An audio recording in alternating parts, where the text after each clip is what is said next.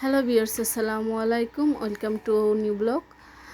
আমার জীবনে একটা অদ্ভুত ঘটনা আপনাদের সাথে শেয়ার করব। আমার দুটো বাচ্চা আছে, ছেলে বাবু। তো আবারও আমি বাচ্চা নিলাম।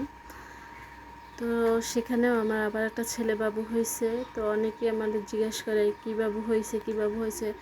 যখন তাদের আমি বলি যে ছেলে বাবু হয়েছে, তখন তো তারা মনে হয় যে একদম আকাশ থেকে পড়ে, আবারও ছেলে হয়েছে, মানে টান দিয়া। আরে ভাই, তোমাদের কি খাইয়ে দেয় কোনো কাজ নাই এরকমের মানে কথা বলার জন্য? ছেলে হয়েছে তো কি হয়েছে, এটা কি আমার হাত আছে? আমি কি নিজে ছেলে আনছি? এগুলো আল্লাহ আমার খুশি হয়ে দিয়েছে। আল্লাহ খুশি হইলে আল্লাহ মানে যাকে খুশি তাকে তাই দান করে। কাউকে খুশি হয়ে মেয়ে দান করে, কাউকে খুশি হয়ে ছেলে দান করে। এটা পুরোটাই আল্লাহর হাতে। এটা কি আমাদের কারো হাতে আছে? আমরা কি চাইলেই ছেলে আনতে পারবো? চাইলেই কি মেয়ে আনতে পারবো? কারো দেখা যায় আল্লাহ 3-4টা মেয়ে দেয়, কারো আবার দেখা যায় আল্লাহ 4-5টা ছেলে দেয়। এটা আল্লাহর খুশি মতো আল্লাহ দেয়। আল্লাহ যারে যারটা ভালো লাগে আল্লাহ দেয়।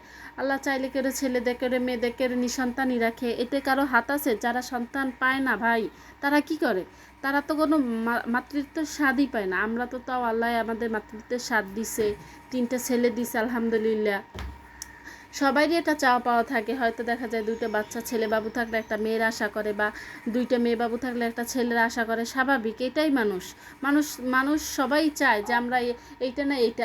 আপনার জীবনে দেখবেন যেই জিনিসটা নাই, আপনি সেই জিনিসটাই আশা করবেন, প্রত্যাশা করবেন যে আমার এখন একটা জায়গা হয়েছে, এখন আমার একটা ঘরের দরকার। আমার একটা ঘর হয়েছে, এখন একটা কলের দরকার। এই রকমেরই আমরা মানুষ মানেই আশাবাদী। একটার পর একটা আমাদের চাহিদা থাকি। এখন একটা ছেলে হয়েছে, তাই এরপর একটা মেয়ে হইবে। তো এতে আল্লাহ যারে যেটা দেবে সে সেইটাই তো পাবে। এখানে কথা বলার কি আছে? জাস্ট আমার মাথায় ঢোকে না ভাই।